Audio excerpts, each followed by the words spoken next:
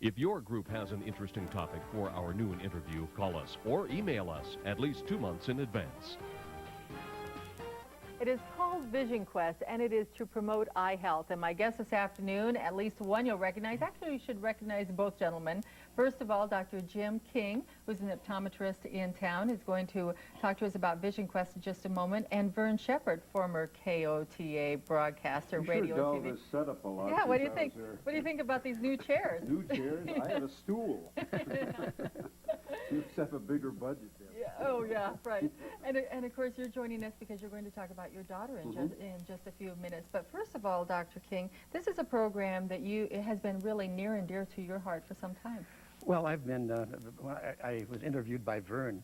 He said, don't say how many years ago, but a day or two ago, on vision and learning and so forth, when his daughter was young. Right. And he will tell you a little bit about her experience. But in the last 2.5 years, our committee, called the Communications Division of the South Dakota Optometric Society, has been working on a program called Vision Quest.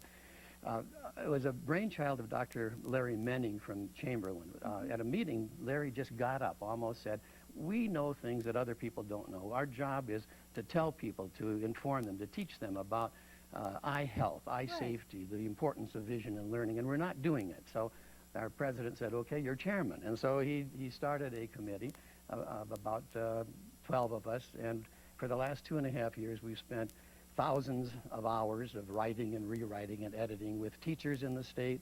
And it's a program that, so it is in the school system right now, and you give these packets to teachers. These are the packet called Vision Quest, and we've earmarked it for 4 different groups. One for kindergarten through 3rd grade, 4th and 5th, 6th through 8th, and 9th through 10th, or 9th through high school for the high school and group. it's to promote good vision and also eye health.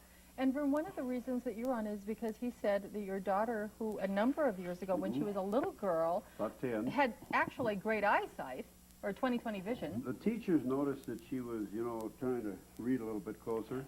So we went to Dr. Michael, who is passed on since this time, and Dr. King.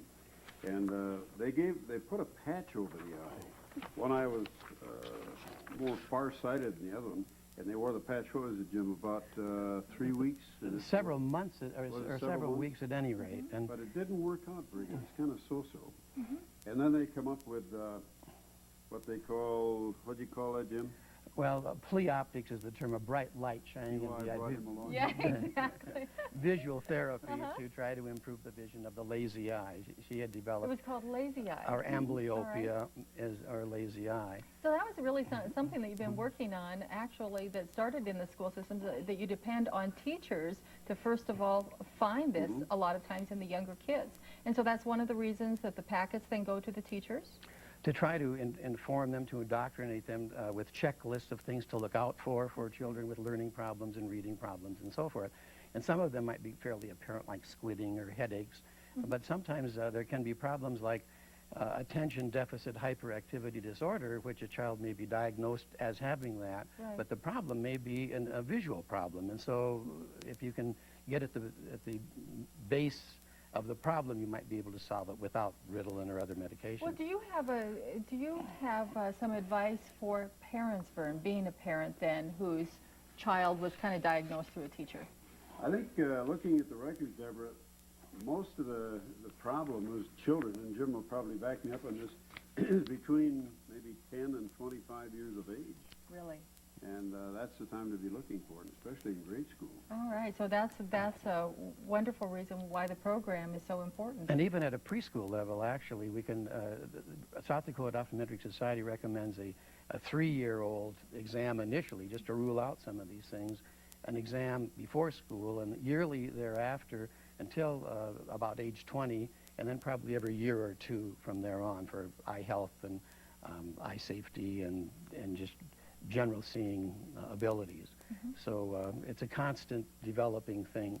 Just about the time you think you've got things set, then you turn about age 40 to 45, your arms are too short, and so we'll get you one way or the other. Yeah, I'm starting to notice that too. Well, Dr. King, that's terrific. Well, again, it is called Vision Quest, and it is actually packets that are through the schools. It looks like a terrific program, and something obviously that's going to make a big difference to all of us. You got time for this? We don't. We don't. Okay. I'm sorry that we don't. You know, we're going to have to bring you back, though, to talk about that. That's He's fine. a magic. He was on Johnny He's a Carson. magician. That's right. He is. On the Carson. We'll be right back.